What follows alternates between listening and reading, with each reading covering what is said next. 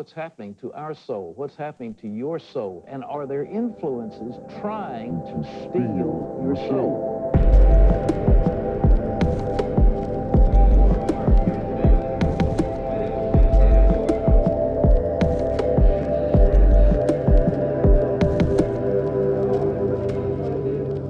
Welcome to So-Called Satanism, a true crime podcast. My name is Joe Gibbs, and with me is... My name is Melanie Jacobs. And this is a true crime podcast about true crime and all things true crime. And some Satanism sometimes. And a little bit of Satanism. We're both very interested in the Satanic Panic, so we like to tell a lot of stories that have, satanic angles. This is interesting. This week, that will not really be a thing. There will be some like anti-religion talk here and there, but it's not going to be all the Satan all the time. We can't have Satan all the time. We'll run out. Yeah. I just don't want to run out, and I feel like at a point there's only so many cases that you can do if you're only doing satanic cases. Mm-hmm. But like there's podcasts there's like that like dedicated to just Satanic Panic, and it's like I kind of don't want to only do those cases, but right. I think there's an angle in there, like the Satanic Panic is like, basically media driven, essentially, like media driving people to believe a certain way, or like societal it's over dramatic beliefs. Yeah, based on societal beliefs, based on like preconceived notions of religion, and there's like deep rooted religion and everything. And I think that there's like an argument that any case can really fall into that, because we're reading a story told by yeah, I don't know, like there's like one source for most stories, and like that's where we're getting all of our information from. So like, it can be twisted and manipulated, but yeah. So we'll try to cut through some of the fucking bullshit, baby. You know the vibes. But the one thing I didn't think about with this case is I've named every episode like something dramatic, some sort of dramatic crazy headline. Yeah, so this you case still won't make really this fit one into dramatic that. though. I'm going to find a way, but it's like I can't be like Satan sacrificed virgin for like, like I skinned my baby for Satan. Yeah, exactly. There's not really a we should actually do that case at some point that the headline came from. Did you actually find it? It's got to exist, right? It's a headline. Well, it came from something. Right. So like I skinned my... Yeah, we'll have to look into that one now that I think about it. One of the original possible names of this podcast. I skinned my baby for Satan. Would have been a good name. Put on a t-shirt. I skinned my baby for Satan. Yeah, I mean, would you wear that? Like, I don't know. I feel like if I wear it in Kingman, I might get shot. Yeah. Right. You might... I mean, I don't know if I'd get shot, but they would definitely do something to me. And I feel like even if I wore I skinned my baby for Satan, it'd be like, yo, like, man, like, we get you're doing some weird shit, but like, come on, it's man. a little too much. Like, whoa. Skinned my baby for Satan. I mean, but maybe that's just what you do, Maybe you just want to up the ante, get shit crazy. Why not? So we're gonna jump into this case. The big reason why this case has always been so interesting to me is, I feel a lot of similarities with the kid we're gonna be talking about. Not necessarily right now in my life, but growing up. So this one, like a lot of things hit home. So I'll probably get sad, and then well, I don't want you to get sad. I'm gonna get sad. Should we just like skip this episode then? Just like I mean, no, but I don't want you to be right. sad. See, so we want like, no art is art without pain. So we're creating art here where we need to feel a little bit of pain. Is that like a famous Joe Gibbs quote? That is a big Joe Gibbs quote. Let me write that one down. Yeah. You'll have to save that because it's real. Without pain, art doesn't exist, baby. You know the vibes.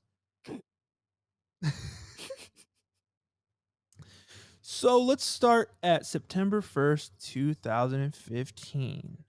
St. George, Utah. That's Mormon fucking city, baby. It's a few You know, hours away Mormons. from me. I never even thought about how close Utah is to Arizona. That's an Yep, we interesting share thing. borders Damn, at you some should go. point. You should go up. You should go there. We actually do want to go there at some point. You should go to the Horseshoe Canyon or whatever. Have you ever seen that? No, It's fucking beautiful. It's like one I of the think coolest things. I've really. never been there, but I've never heard of it, but I know Skinwalker Ranch is in Utah. oh yeah, you could go there, yeah, but or you could see Horseshoe Canyon. It's fucking so cool. Okay, All have right, to keep so going. so it's about 2 hours from Vegas and 4 hours from Salt Lake. That's what I have written down. We're gonna talk about a man right now named Darren Smith.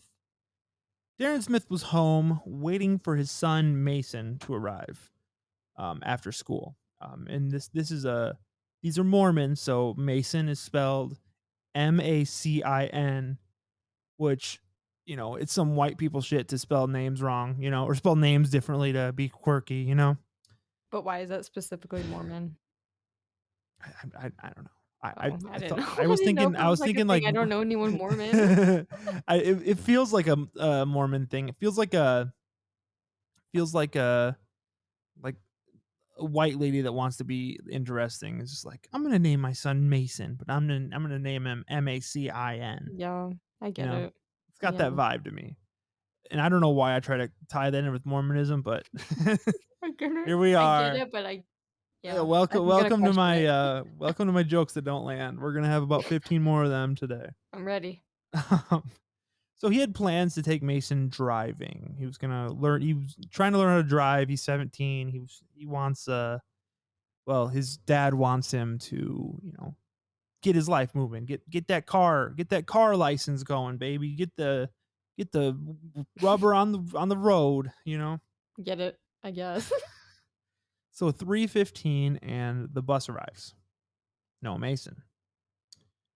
He gets off the bus, or he doesn't get off the bus, and that's kind of like a Um, when I was younger, actually, my sister did this where she didn't get on the bus, and then I got home and I was like, "Hey, where's my sister?" And my parents were like, "She's should be on the bus," and I was like, "Well, she wasn't." And then they were like, "Oh fuck."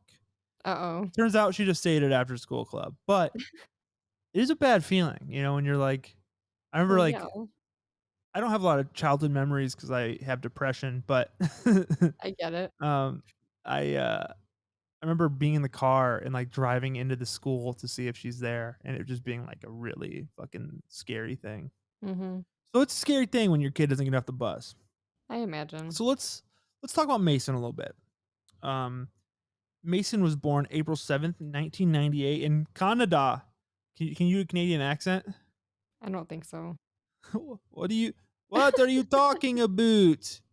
Canada. sound Canadian. Don't you know? Let's see. Give your fucking balls a tug. There's a good one. What? Give your fucking balls a tug. Um, I'm trying The to think first of one more you like sounded a letter. little Mexican. Give your fucking balls a tug, Jonesy. I'm not good at accents unless it's Southern, so let's The just southern pretend that one's I'm good good. at it. Mason was the youngest of 6 children. His mother's name was Tracy Smith. His father, Darren Smith. Um, he had a slight speech impediment, which matters later. He had speech aphasia, which generally happens after some sort of like damage to your brain. Mhm. It's never said how he came about this or whatever. It might have been a thing as a baby, like he might have had some sort of damage to his brain as a baby. Um, but yeah, his speech wasn't very good growing up. Okay. It was mainly like slurred, I would say, is what it was described as. So Okay. people couldn't really understand him a lot of the time when he was a kid. Mhm. But his sister did. He had a sister that was like able to decipher the words that he said. So she was like the translator to his parents. Nice. But when he got older, he had speech therapy, and that improved his speech. Nice. So but he still had a slight slur to some of his words. Mhm. December 2013, he was 15 at the time. His parents started noticing a dip in his academic performance. Uh-oh. So his parents did what a lot of parents do and shouldn't do. They blamed the goddamn gaming. The fucking gaming is why Halo. He's playing too much goddamn Halo. They Was it took his really Xbox Halo? away. I don't know if it was Halo, but Oh what year is this? man. 2013. It was definitely some fucking Halo on the Xbox. What about Call of Duty? I could see that. Could be Call of Duty, could be a little COD, but In I the have a Mormon feeling. family. So, um, Mason was a big Breaking Benjamin fan. As am I, because Breaking Benjamin's the fucking greatest goddamn band on the planet. Just kidding. I fucking do love Breaking Benjamin though. I don't think I've ever listened to them. Oh, you've heard Diary of Jane. Probably I'm not on still purpose. trying to find my place in the diary of Jane. So tell me. I was gonna do the scream at that part, but I thought that might be a little I too was a much right little now. scared. It's a banger. It's a I fucking don't great know that song. song, no. Anyway, he liked them, and they were in a Halo one time, so that's why I kind of just assumed. I kind of put some puzzle pieces together, and Smart. yeah. So I believe I'm sure he's playing a lot of Halo. So because his parents took his Xbox, he ran away in the middle of the night. He had resumes, a sleeping bag, and some food. But a few hours later, he returned because it's Canada and it's December, so it's cold It's as cold. fuck out. He was cold. He's like, shit. Like, I want to play Xbox. I want to vibe, but it's cold. Mhm. There was also a suicide attempt at some point in his history. Mhm. So, April 15th, 2015, Mason's family moved to St. George, Utah to be closer to the Mormons and to get in better weather. His mom suffered from depression as well, so they thought a change in scenery, getting to a warmer climate, would be beneficial for the two of them. Mhm. And he was the only child that still lived at home at this point. He was the youngest, so everybody else was out doing their own thing. They wanted to move to fair weather, obviously. Once he moved, his grades began improving. His parents gave him the ability to watch anime again. Mason was a big fucking anime fan. He loved the shit. He loved anime. He loved video games. He loved Breaking Benjamin. A Nice. lot of, a lot of. I think it seems to me like he really threw himself into these things. Like he was all in. And I think it's a form of like escapism. Like anime, video games. It's like when you're struggling, things like that are, I don't know. They It's like help. an outlet. It's an outlet, and that's why Mhm. the taking his Xbox away from him and stuff because his grades are bad. It's like It doesn't work. y- I understand Straight that up. you have to. I understand you have to parent, but like, yeah, exactly. Taking away their like one outlet, or one of their few outlets, that sucks. Mhm. Um, so he had a curfew for his electronics, though. After getting the ability to watch anime again, Mhm. uh, 10 p.m. on school nights, the router would get turned off. He would not be able to get on the internet or be on his phone or be on his computer or anything. Damn. Um, and because he was behind and there were credits that didn't transfer, I'm assuming he had to do summer school. Mhm. Um, but he was starting his senior year of high school in a new city. So there's a lot of, loneliness involved with that and like awkwardness, like your senior year in a new school, like you're going to finish up It would be hard to school and adjust. yeah, what the fuck, graduating with like people you don't know. I would be very scared. Yeah. So Moving to a after they new moved, state was scary. yeah, imagine moving to a new state when you're I going to literally school can't still. imagine. Like, I don't know. So his father was working construction jobs in Salt Lake City. So he never actually moved to, or he at the time he hadn't moved to St. George with them yet. It was just him and his mom. Okay. But he moved back and he was hoping that Mason would get a job and become more social. Uh, it had the energy of a father that wanted his son to be more than what he was. Like his dad's a construction worker, he's a hardworking man. I kind of got the vibe that it was like, you know, be more normal, essentially. For Don't be sure. yourself. Just Be don't more be of a man. different. Don't be Yeah. different. Don't have Um, interest. but it is normal to try to, direct your children away from unhealthy behaviors, but Of course. there's a limit there. Mhm. So we're going to go to August 31st, 2015. Mason found out that he was getting good grades in school. His mom texted him, or he texted his mom and he said, "Hey," or he said, "Is this good enough grades to watch anime?" Um, and she was like, "Yeah, so you can come home and watch anime." And he was like, "Fuck yeah, dude. Anime, I can watch anime tonight. Let's Hell yeah. go." But he gets home and his dad is waiting for him there with the car keys, and he was like, "We're gonna go driving," and he's like, "No, I don't want to. I have a headache." Mhm. So they did a rain check. He was gonna drive with him the next day after school. So he went up to his room, and his mom would go up and check on him. He was chilling in the dark. It's kind of weird, but he said he had a headache, so he turned all the lights off. I mean, I get it. So she said goodnight. Yeah, Mhm. exactly. Like, shut the fucking I've lights off. done I got a that headache. before. Yeah, 100%. So before going to sleep around 10 p.m., his mom unplugged the router like she normally did. She usually took the cable away so like it couldn't be plugged back in, but Mhm. this time she just left it. So 1:30 in the morning, his dad woke up and noticed a blue light coming from his son's room. Basically said like, he's watching something, he's on his Uh-huh. laptop. Um, Mason had snuck downstairs and plugged the modem back in. So he walked in and then he took the laptop and his cell phone and told him to go to bed. He went to bed without making any sort of fuss. So I have an issue with that. Okay. What is it? So, like, I remember growing up, I had a lot of panic attacks. I had a lot of anxiety. I had a lot of issues, right? Mhm. Um, like he's in this room. Obviously, he can't sleep for some reason, so he's watching stuff on his computer, and you take everything from him. Like, what like sometimes I remember being like having panic attacks in the middle of the night when I was a kid, and I would like turn on my TV and watch TV. And I still to this Mhm. day I do this. Like if I wake up with anxiety, I'll turn on my TV or do something to try to distract my mind because it's anxiety is just your mind like attacking itself essentially, Right.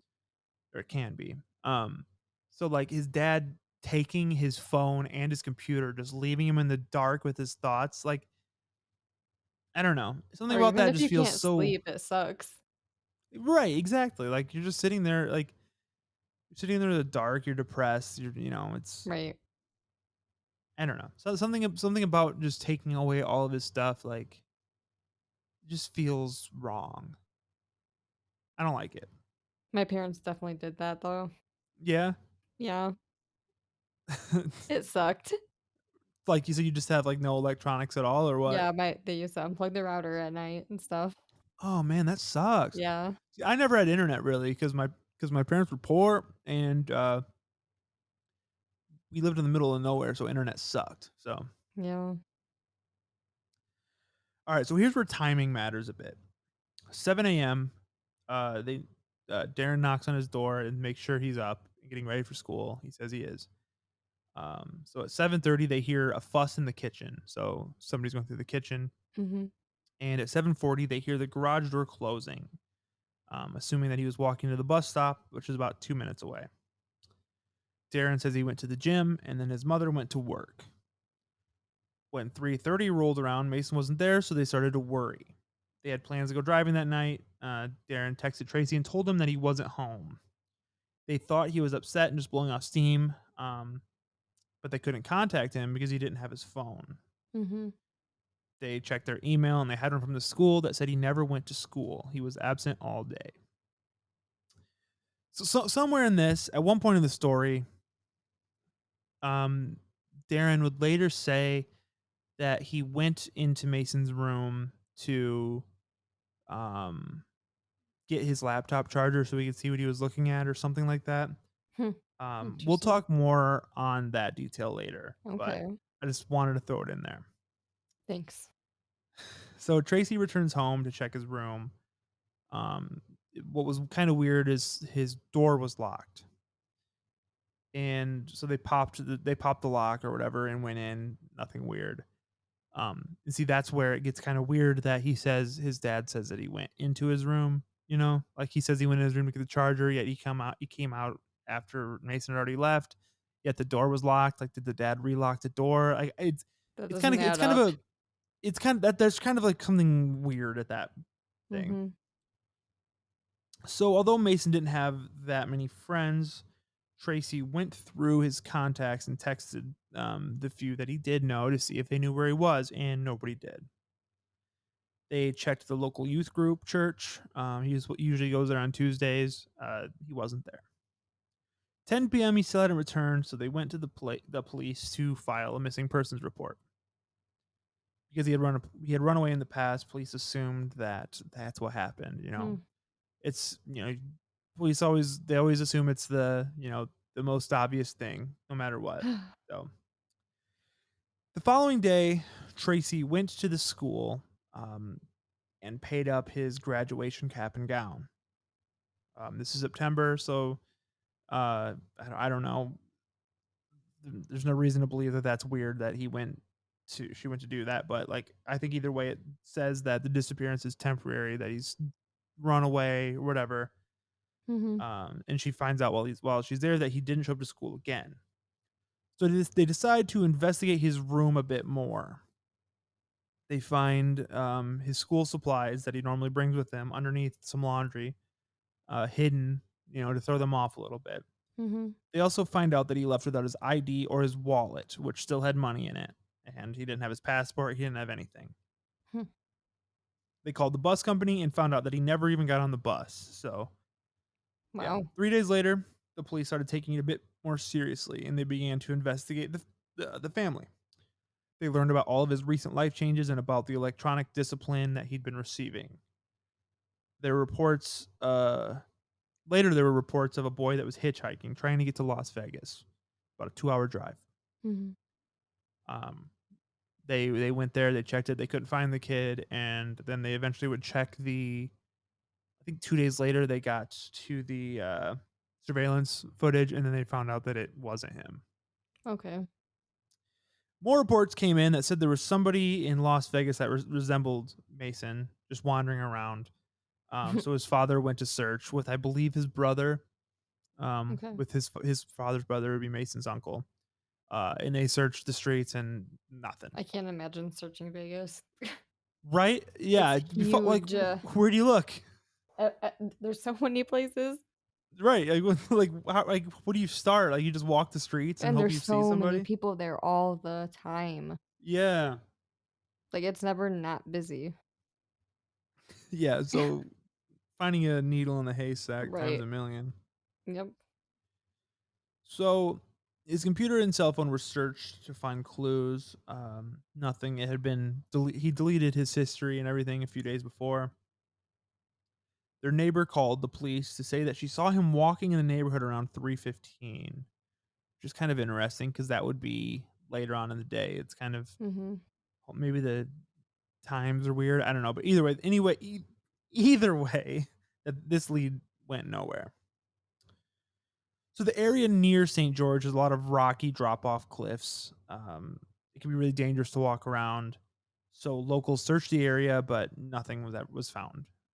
They checked all the parks. They had like search groups, whatever. So September 7th, 2015. How many days after that? Let me check my notes. About a week later. So she goes through his wallet. And she finds a 3-page note that he had left. It was said this note has never been made public, but he was pouring his heart out essentially. Mm-hmm. It indicated that he could have hurt himself. Like that was the vibe that it had left essentially. Okay. The note caused him to search a cliff nearby his house, I guess. Maybe there's some sort of way it's correlation there. Mm-hmm. But in the note, it specifically said, "I'm done." Oh, And again, we don't know what that means. Um, right. it could mean a lot of things, but it's not good. I mean, this is a what seems like a suicide note, Well, it doesn't sound great. and with Makes his me sad. history, Right. with his history of being hospitalized for suicidal thoughts, this Right. is not looking good. No. So here's a quote. When Tracy opened the wallet, she discovered a 3-page handwritten letter from Mason stating he did not want to live any longer. In this letter, Mason berated Tracy and Darren. That was according to a search warrant affidavit. Leads were coming in from all over the U.S. Still, these leads never stop. Essentially, I believe it. um, so searches, so they never led anywhere. None of these searches were ever like worthwhile, I guess. Mm-hmm. Searches were led with cadaver dogs on the outskirts of St. George. Still nothing. A few months after Mason, a few months after he went missing, his father started getting accused of being involved. Uh-oh. Darren was out of the public eye, which seems fishy to some people, and we'll talk about him a little more later. On his 18th birthday, an event was set up for him to return home since he would be at an age where he would be considered an adult in case he ran away for, freedom reasons, essentially. Mm-hmm. They wanted to be like, "Hey, okay, so if you did run away, like you're good to come back now, like you're free now, like nothing, whatever." Mm-hmm. But he never showed up. A $10,000 reward was offered. So real money was being put into this if somebody was able to help find him, and nothing came forward. In 2016, they tried to search his computer's hard drive and to decrypt it, but it's not known if that led anywhere. But I assume that it didn't. They searched. Um, they searched Mason's laptop and they found internet artifacts for an extensive amount of anime. When I searched Mason's laptop for deleted content, I found a Word document that talked about Mason trying to kill himself. Mm-hmm. Additionally, I found searches for anime pornography. This said Oh, that in a 2016 warrant, which it's like, man, why they got out him like that? Let the man look I up anime know. porn. He's a fucking 17-year-old Damn. kid. He's looking at some anime porn. It could be worse. Like, but why you gotta fucking why you gotta Yeah, I fucking guess put it could shade be on my worse. man? Still a little Could weird. be a lot worse. Yes, it could be way fucking worse. Yes. But like, hey, whatever. He's looking at little anime titties. That's fine. Like, I I'm got no only shade to judging a throw little there. bit. I'm not judging. You look up anime titties. We've all seen anime titties. Yeah. And like, you know what? Like, this is fucking St. George, Utah. They could fucking look I at like guess that see would some. probably be very shocking to them. They could see some fan service anime, just like random anime shit, where it's like where like there's just titties and boobs or titties and ass, like fucking virgin type anime, and like a lot of people watch that shit. Like, they could have just found that, and then he'd been like, "Yep, that's that anime porn.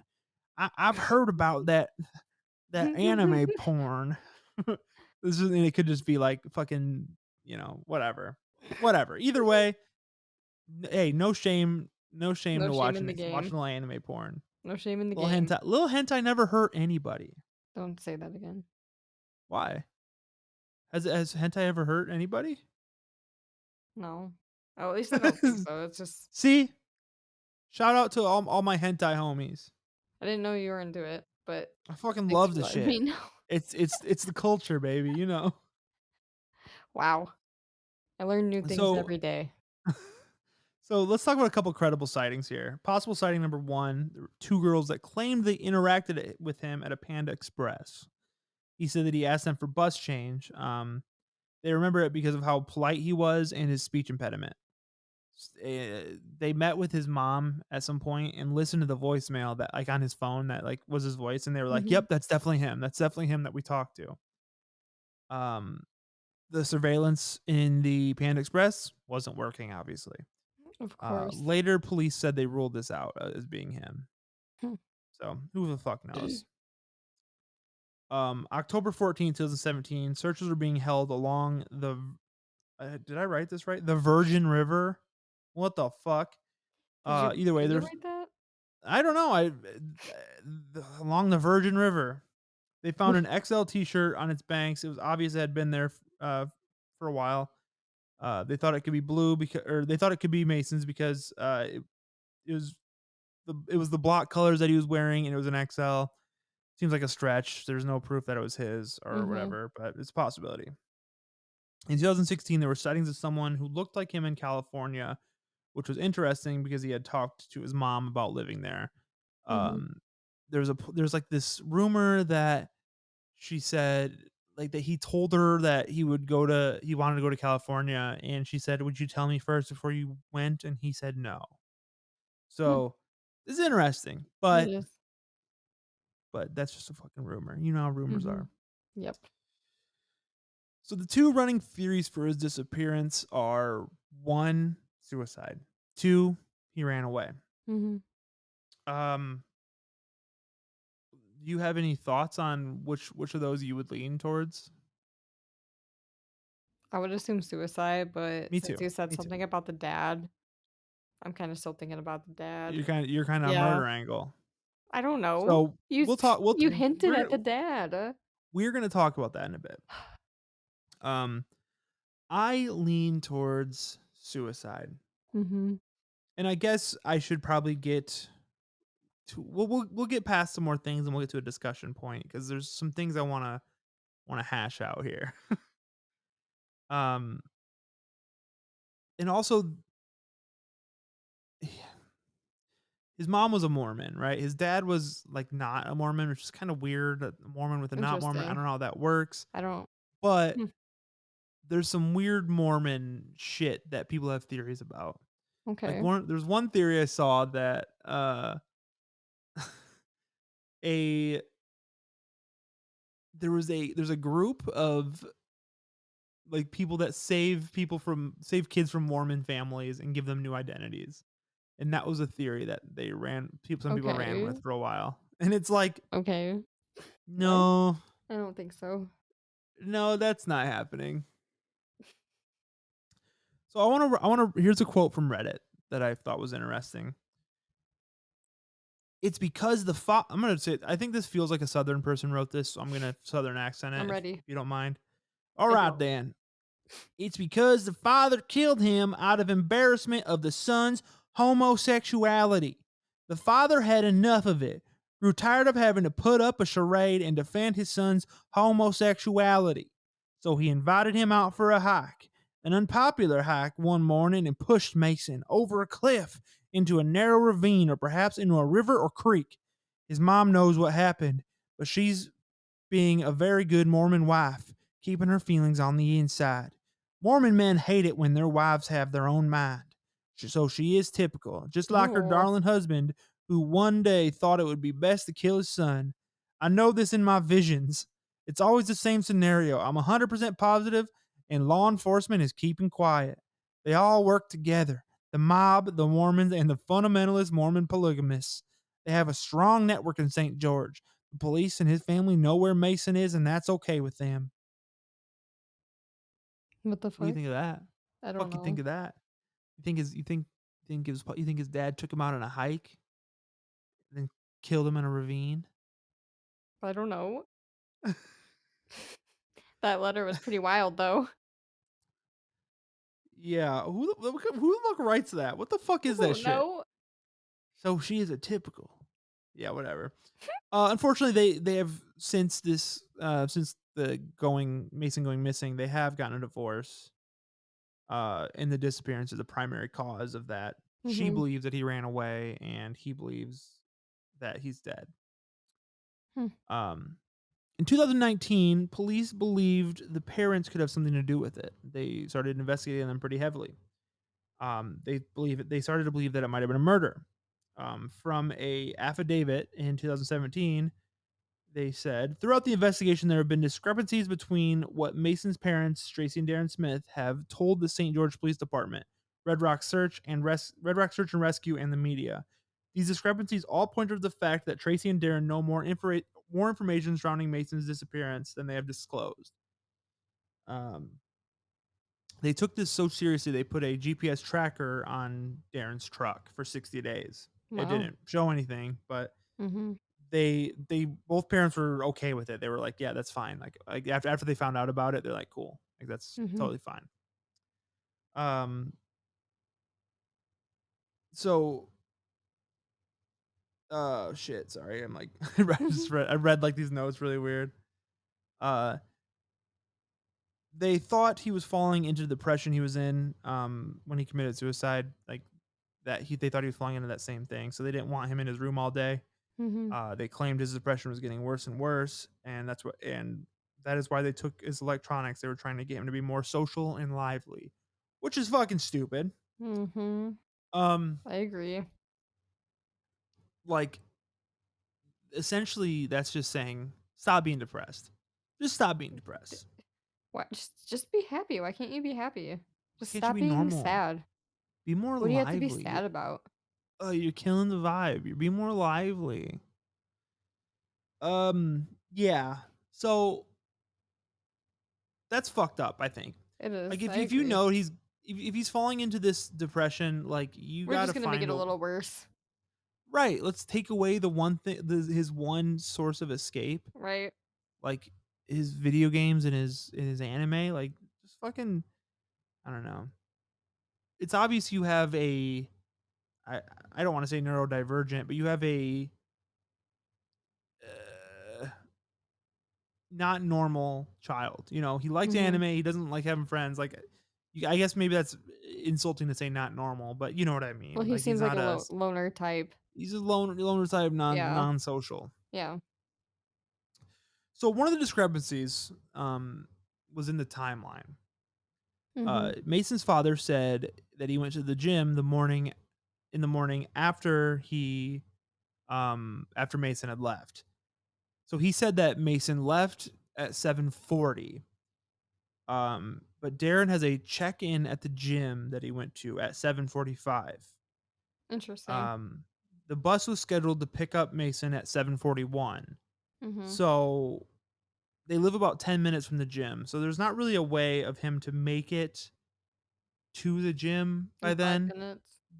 But it could be like a thing where, he checked in at 59, like 9 or 7:59, and this thing registers in 15-minute increments or something, like if you show up Yeah. I don't before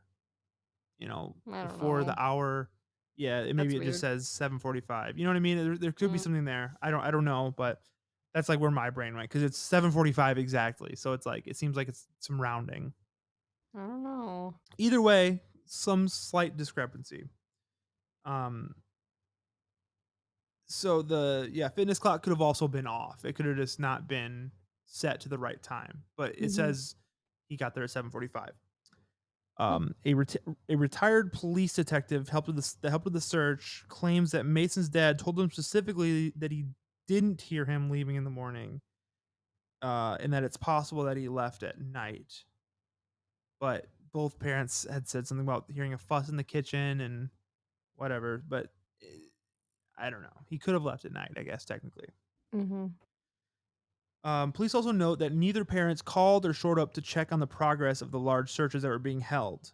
Police claim that wasn't typical behavior, but they claim that they were told not to participate, and they were there for one of the searches. But the Red Rock Rescue or whatever, that was the team that was like leading this search. Mhm. They told them not to go to the searches, or you know they told them they basically didn't want them to end up finding their son, like seeing him dead, essentially. Mhm. Um, yeah. They also believe the reason police were looking at them at all stemmed from the detective that told police Darren said he didn't hear him leave. So they think that there's some weird police shit going on, and the police think that there's some shit going on there or whatever. The St. George detective investigating the case wrote in the December 2016 warrant filed a year and 3 months after Mason went missing that neither Tracy nor Darren has ever called me to check on the status of the case since Mason was initially listed as a runaway. Over the last year, I have not heard from any of the Mason siblings regarding the search or status of Mason's case. So stuff like that doesn't really like them not calling the police. Like it feels like it's one of those things where it's like, if there's something that we need to know, that you'll tell us, Right. like Well, I think everyone the, reacts differently to that sort of e- thing.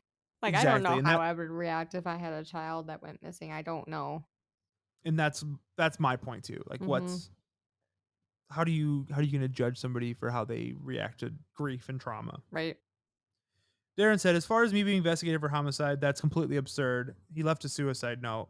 I just don't understand what they could be thinking. I was the one who called police the night he didn't come home. I was the one who invited them into my home to search for him. I've done everything I could to try and find Mason and help the police. So I don't understand how they could think that. Then somebody else said, if he did something to Mason, is he going to go work out that morning? Maybe a sociopath would, but I can attest to you that Darren is not a sociopath. He is he very much has a conscience, and he's a good dad. And it's just been incredible, the criticism. It's like they're blaming a family that has been traumatized. They haven't found anything, and they can investigate for the rest of our lives. They're not going to find anything of malice in the family. Um, Darren also took a lie detector test and passed. So, Hmm. but it was one of those things where the police never said it passed, but Tracy, his wife, said that he passed. I Oh, don't know, but interesting. still, to this day, nothing can't come out of it. So Mm-hmm. I don't know. Hmm. There's an interesting claim that I found. Oh yeah, it was about his mom, in like when he said, if I went to California, I wouldn't tell you. Essentially, Mm-hmm. in September 2018, they conducted what they called their last search for Mason, saying it was time to move on. At the time of his disappearance, Mason was 6'4", 200 pounds, with blonde hair and blue eyes, and he is believed to be deceased. Here's a quote from his uncle from last year. Mason suffered from depression. He had tried to commit suicide when he was 15 and was hospitalized. During this time, Mason felt he was different and he felt like he did not fit in.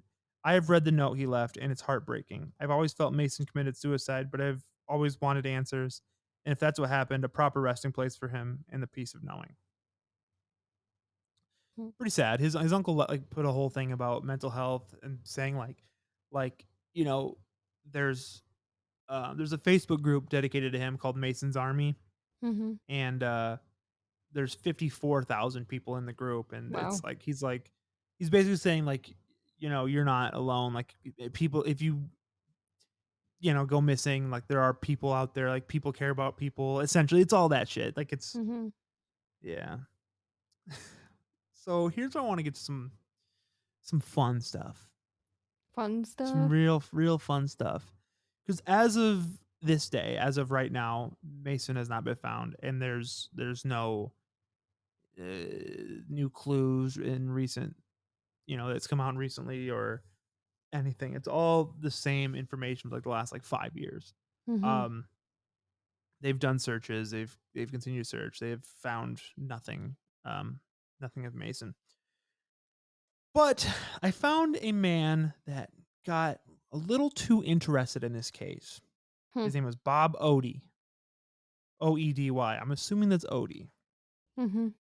Sounds legit. He's been on some podcasts where he talks about the case. Oh, The really? first video I saw of this man was, this is his smoking gun. It's an OJ Simpson style video. Remember, when OJ Simpson put the glove on and it wouldn't fit, and they're like, "Oh God, see, he couldn't have killed No, I've his never seen wife." that. You haven't? No. Oh, The really? You need to worst. you need to watch some OJ shit. It's No, interesting. I've never actually So seen anything on that case. it's interesting. It's very interesting. You Hmm. should check it out at some point. But anyway, so basically, there's this part in the OJ case where there's a glove that was found at the murder scene, and during the trial, they wanted him to put the glove on his hand because they didn't believe that it would fit on his hand. Mm-hmm. So it's a fucking bizarre thing because he puts the glove, he tries to put the glove on, but they put a rubber glove on his hand.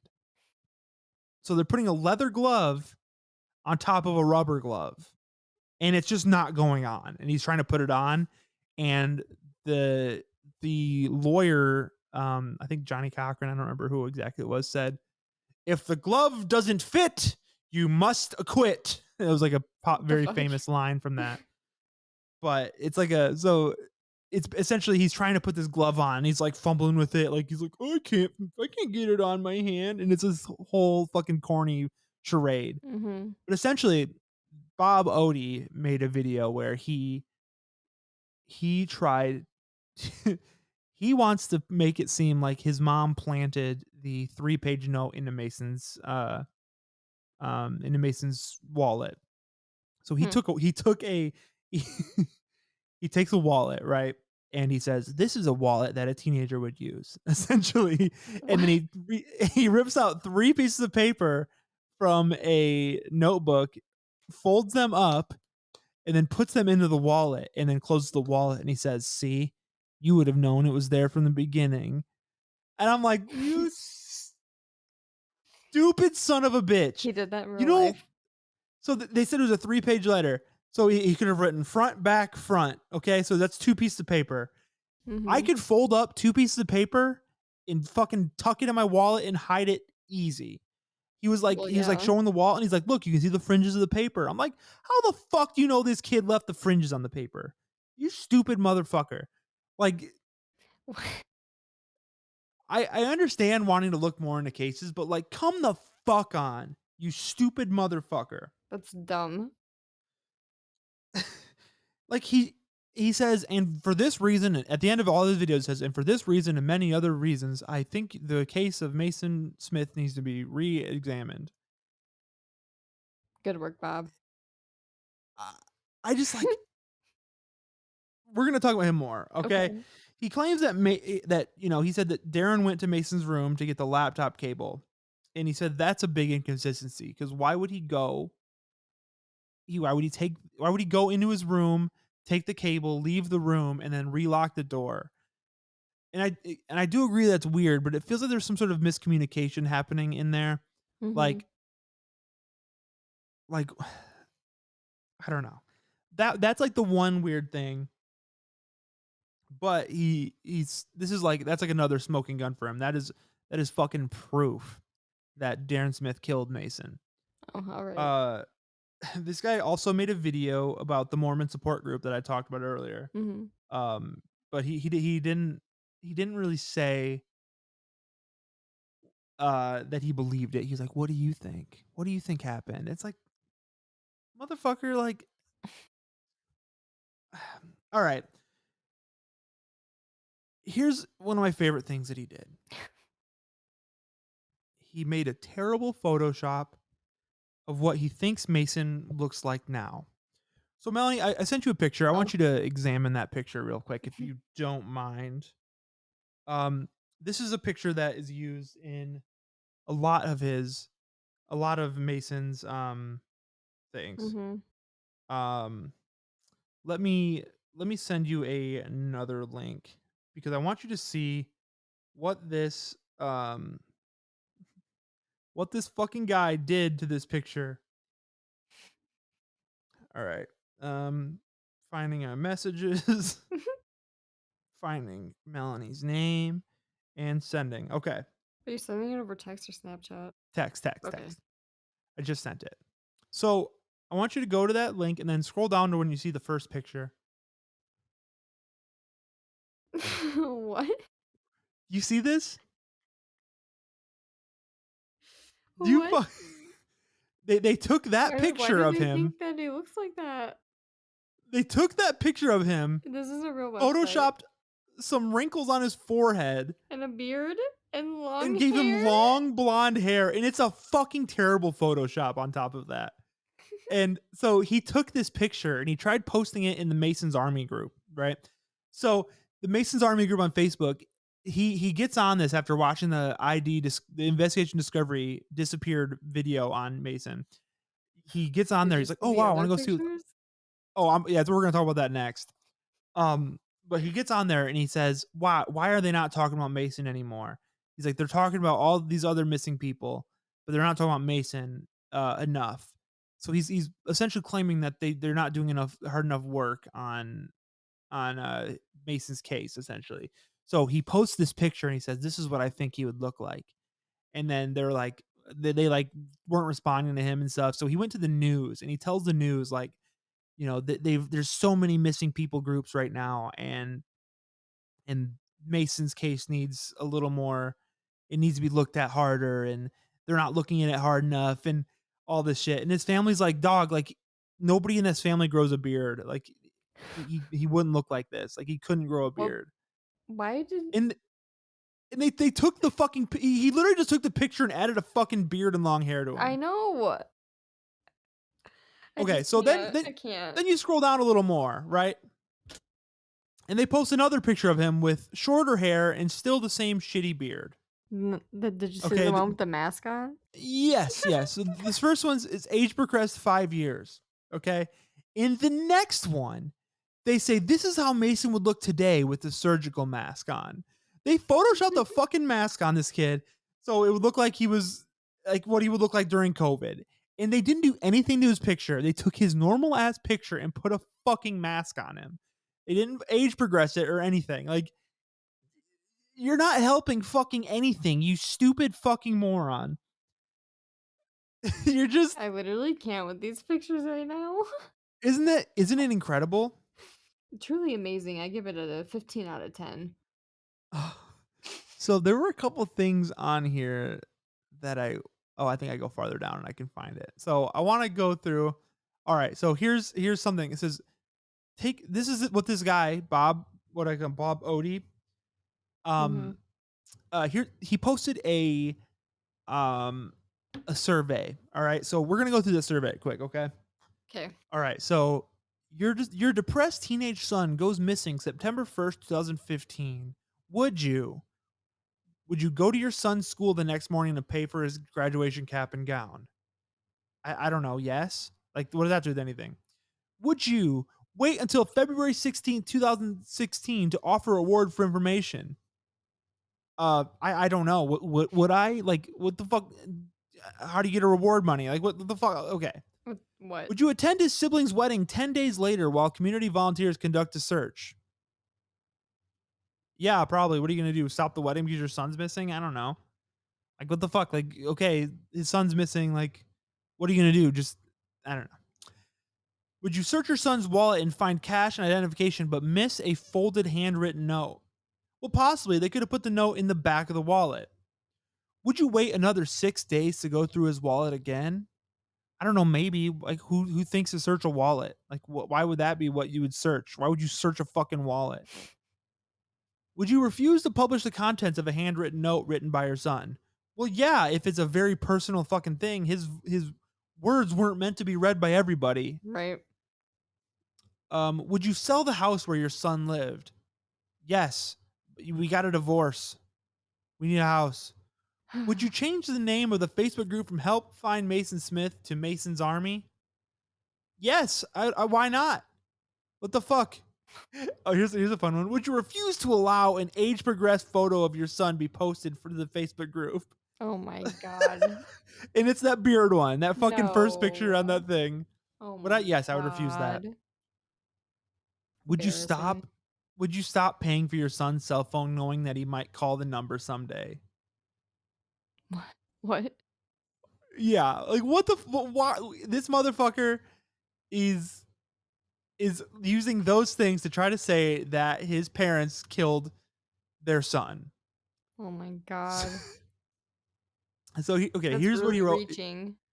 Yeah, here's a critique to the Help Find Macin Smith Facebook group. Help Find Macin Smith, hashtag Mason's Army on Facebook is a family-run public group with over 51,000 members from 104 countries, created September 7th, 2015. The group changed its name on July 17, 2018. According to a family member, it was started 5 years ago to keep the family up to date on searches and information on Mason. The group is almost entirely void of updates or sightings about Macin Darren Smith. The About link leads to hashtags Mason's Army, Help Find Macin Smith. Somehow it morphed into a generic missing persons group where members can share information about unrelated missing cases. Comments about the possibility that Mason was murdered or that the family had anything to do with Mason's disappearance are not allowed. Should you provide an age-progressed photo of Mason, for example, moderators will likely not allow it to be posted. He's really fucking obsessed about that photo. Oh my He's like, god. I fucking He's photoshopped bent. this for... He's bent as fuck. I spent hours photoshopping this image for Shut the them, and fuck they up. won't even let it I could have post done it. that on Snapchat. If the photo you provided the moderator has a beard, for example, you will likely be told that men of the family have always had difficulty growing facial hair. Never mind, there are several photos of Mason's data aligned with various degrees of facial hair growth. If you ask for Mason's online gaming handle, you will likely be told that it's being monitored for reasons. It's reasons such as these that the Help Find Macin Smith Facebook group is rather disappointing. Okay. So he then criticizes the Twitter account. Every once in a while, appears a tweet mentioning Mason, but don't hold your breath. There was no mention of Mason for 35 days. At the time of the review, this account has 713 followers and is following 930. 2 hashtags appear in the profile: Bring Mason Home and Mason's Army. A photo of young Mason appears in the profile header. And the header shows a dedication bench. Very little activity and not much for people interested in helping finding Mason Smith. On the bright side, messages to the admin are answered immediately. A pinned post reads, "Left for school, never arrived," but there is no evidence to indicate Mason ever left for school. In fact, Mason's school binder was reportedly found in his bedroom. Update, we are blocked. Wow. Oh my God. So there were no mention of Mason for 70 days. Wow. So this fucking guy is criticizing their social media presence 5 years after the fact. Like, what do they want him to fucking do? Like what they've searched. The police have run through the leads. Like what more does he want fucking done? Like, does he want these stupid ass little fucking things chased? Like, I don't know what he wants. I don't think Here's I what have he- the right answer. Here's a fun one. What we know about the note. The family refuses to release the contents of the note, which was allegedly found 6 days after Mason went missing. It was written on notebook paper, folded inside Mason's wallet in his locked bedroom. It was written by hand. Police have possession of it. Since the note has not been released, we can only speculate on the importance of the note. Is it a suicide letter? Probably not. Most suicide victims leave a note in plain sight. From various published interviews, whatever, blah, blah. I'm done, it said. It described a decline that happened over the previous 5 years of Mason's life from the time when he was 12 years old. He felt hurt and broken. After reading the note, some concluded Mason was a shy, socially awkward kid who was bullied at school. Essentially, this guy really wants this case re-looked at. And I'm going to read, before we get off this website, I'm going to read the 30... there's 30 quick reasons why he says that, or questions a grand jury must answer, according to Bob Odie. Okay, I'm When ready. Mason told when Mason told his mother he wasn't feeling well, why didn't she do more to comfort him? Oh my God, that's number one right off the bat. Nitpicking. Why didn't she do more to comfort him? I don't fucking know. You're not in this family. Why does it? How do you know that's not normal?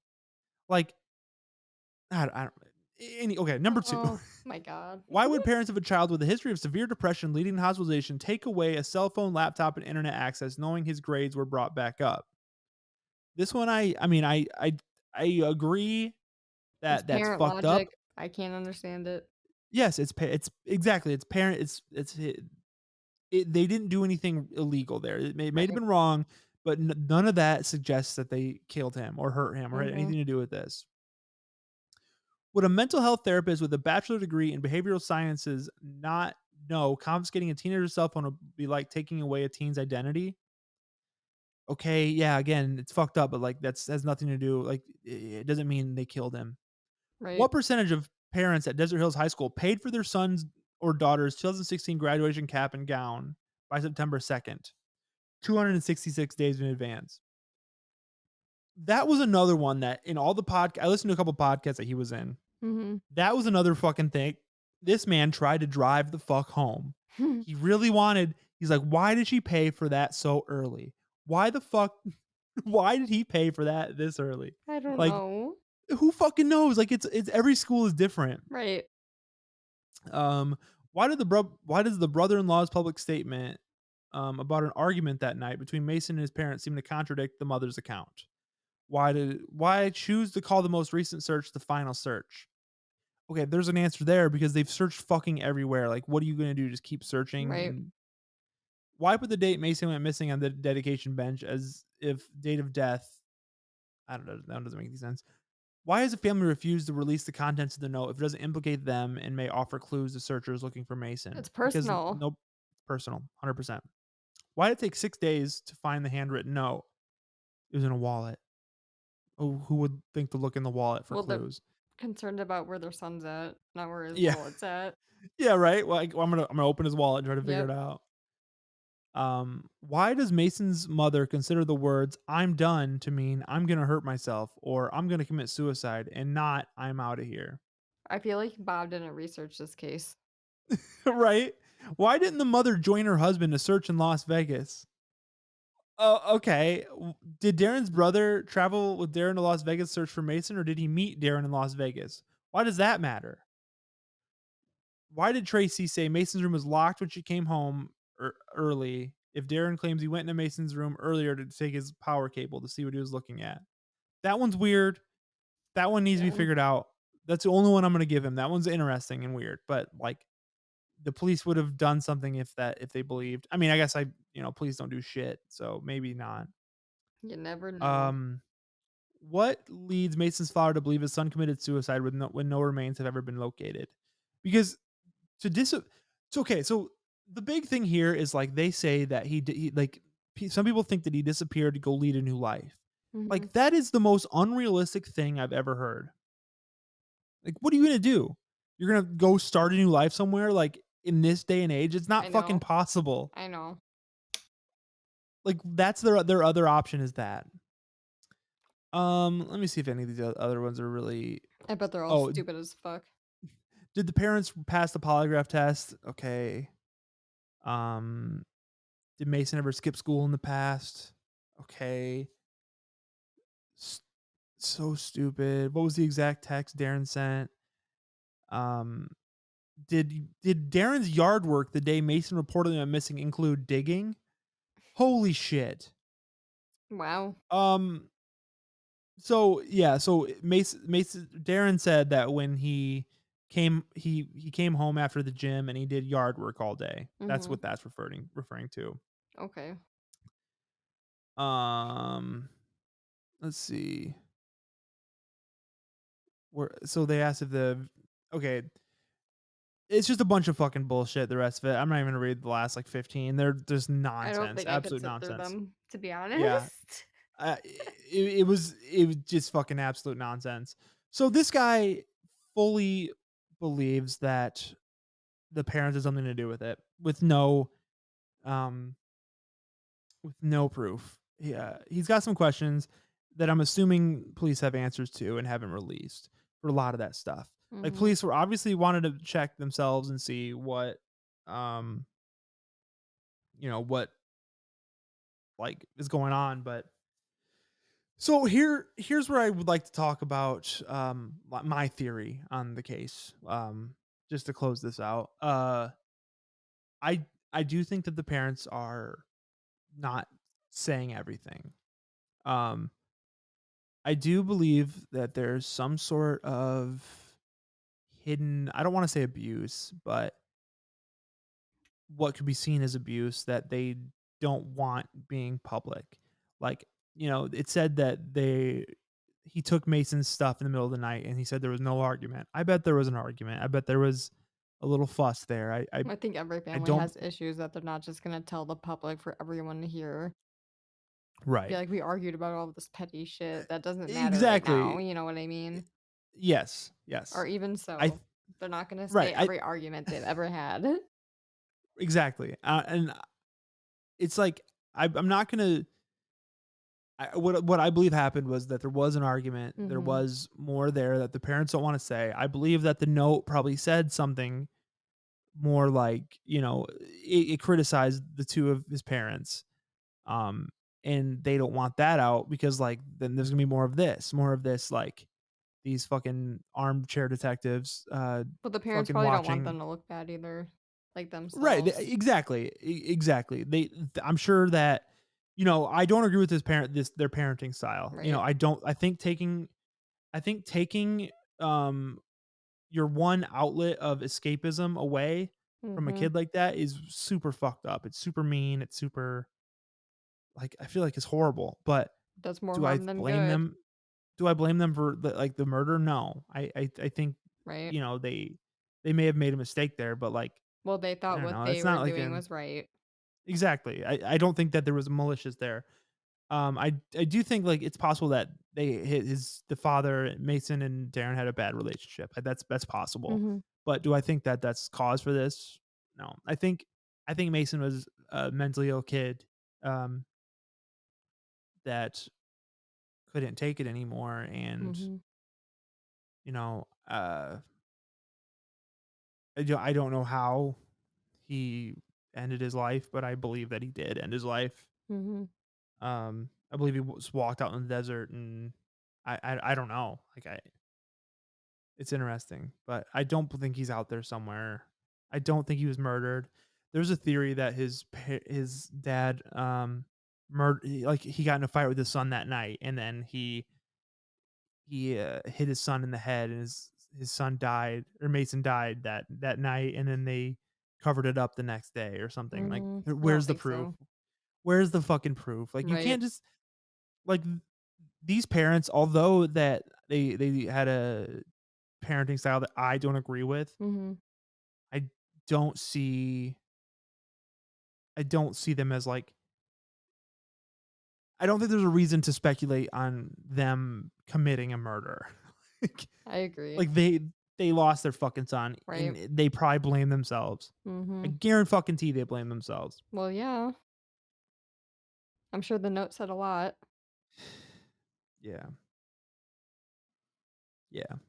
Oh, I feel like I didn't. Did I mention that a neighbor saw him? Yeah, I did. The 315. Never mind. I was like, Mhm. shit. There was a big Yeah. part of it that I might have missed. No, you So did yeah. good. I don't know. Do you have any opinions on what you think possibly happened? I mean, I feel the same way as you do. Yeah. He probably just Sounds ran like away, depression to me if he's already like suicide. attempted Yeah. once. Yeah. And Sucks. I'm sure having nothing just kind of it felt like the last straw, and Oh he just yeah. left.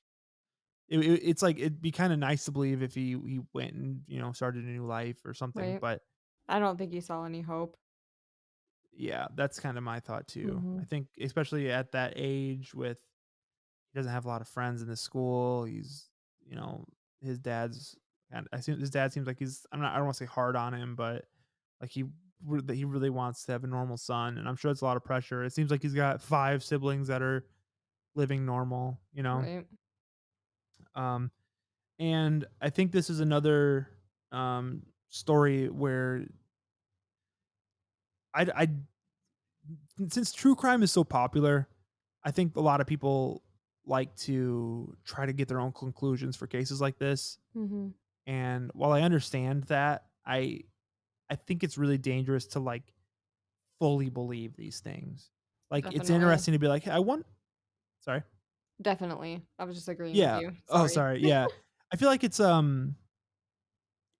wrong to just fully believe that this shit's what happened. Like Mhm. these are actual people, and I think that's what gets lost a lot of the time with true crime is that these are real people dealing with things that are unimaginable. Right. So to judge how somebody reacts or they're telling you the story, like I mean, like they need to tell the correct story, obviously, like to keep their like timeline straight and whatever. But like I don't think it needs to be hyper examined to that degree until Mhm. there's like proof or Right. a reason to suspect a certain way.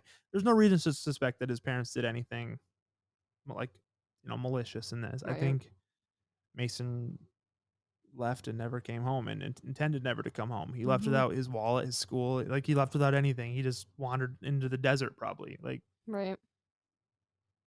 I don't know, but I just like I forgot to mention this, but he had aspirations to be a musician. Like he played Oh, guitar a little bit. wow. He's a really big fan of Breaking Benjamin, and Yeah, they're he's like fun. and just like the social awkwardness and stuff. I just like had like a lot of when I was like researching, I just felt a lot of like Oh, can you relate to the social awkwardness? yes, I can relate. I can relate to a lot of the stuff. I never had the parents. I use escapism on a lot of things, For but sure. Me too. I can relate with the But parents being harsh. yeah, It definitely right. sucks feeling It's alone and hard. you literally cannot talk to anybody. Yeah, yeah. I never had really that issue with my parents. They never Mhm. took anything away from me like that. Um, but I was also I don't know if they I don't know if they would have. I was a really good student on accident.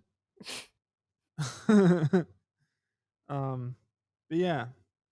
So there's a park at 3000 East Crimson Ridge Drive that includes a custom-made bench to honor Mason, inscribed with the words "Never give up, never surrender," Hmm. which is a Breaking Benjamin thing, I believe. Nice. The bench also features an anime portrait of Mason, depicting him as a 17-year-old he was when he walked away from his home early the morning when his parents thought he was on the way to school. That date is also inscribed on the bench, as well as the date of Mason's birth. The bench has been placed just a block and a half from where he went missing, and it overlooks the red rocks that he loves. Hmm. Loved, sorry, or loves, I guess. I don't fucking know. So yeah, um, I believe that he's dead. Yeah, I'm feeling the same way. Yeah, it sucks when that like when people that age like It sucks that they feel that way. yeah, it sucks they feel that way and if there's no other way out. Because like the older you get, like I'm still depressed, but like I don't know, I couldn't imagine not like being alive, I guess. Like, cause Right. things do get better. Like I used to be so severely awkward, and just I was like, the lowest self esteem on the planet, and like now it's like I still feel like a lot of those things, but it's manageable, and I don't know, life's pretty cool sometimes. It just sucks when that something like this happens and they lose their ability to experience uh good things, I guess. Right. Yeah. So in my opinion, Rip Mason. I don't think Yeah. he's out. I would like to believe he's out wandering somewhere, but I don't. It's been too long, and it's been too long, really. I know. It just makes me sad. Yeah, it's a sad one, right? Yeah. Just a fucking You just kind of took a shit on tall. my night, but it's fine. Hey, I'm gonna be sad too. I Don't look at me fucking like that. Don't give me the peace got sign. the peace sign, baby. No. What's up? All right. Well, I think that's all I got on this. If you're still listening, make sure to leave us a 5-star and We'll follow be us back on all next social week medias. with hopefully Be back something next not week. as sad. It's all sad, baby. It's all Oh, I sad. don't want to be sad anymore. Uh, I'm not sad anymore. I'm just tired of. Isn't that like a Wonder Year I song? don't know. Probably. Maybe the Yeah. story Who so the fuck? far. We'll see. Who the fuck listens to fucking pop punk anymore? Fucking virgins. Fucking Oh. virgins. Oh. All right. Well, we will see you next week. We'll see you later. Peace, love, And and Satan. Satan. God bless. What's happening Shut to the our fuck up. soul? What's happening to your soul? And are there influences trying to steal your soul?